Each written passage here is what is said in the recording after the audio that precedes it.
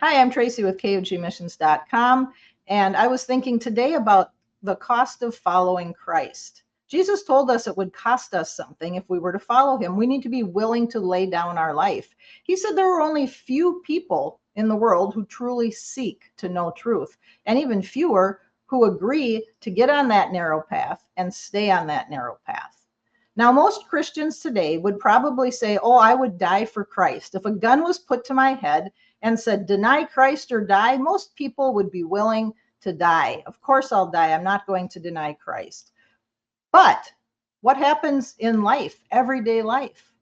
More and more Christians are denying their Messiah and his teachings because it costs them something to do that. Oh, but this is how I feel. This is how I think.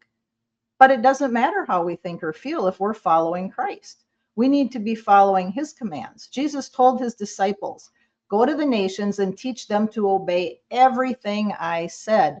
So are you willing to obey everything he said? If a gun's put to your head, are you willing to say, I will obey?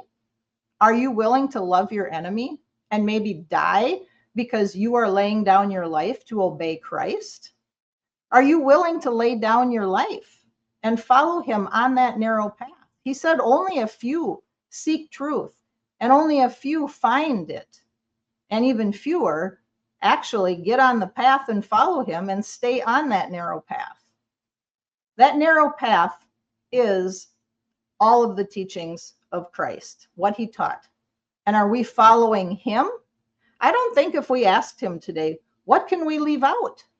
Is there any command we could leave out? He would say, didn't you read what I said? The last thing I said, the command I gave to teach people to obey everything. So as a Christian, if you claim to follow Christ and you say, I'm willing to lay my life down for him, are you really? Are you really willing to pay the cost to pick up his cross and follow him?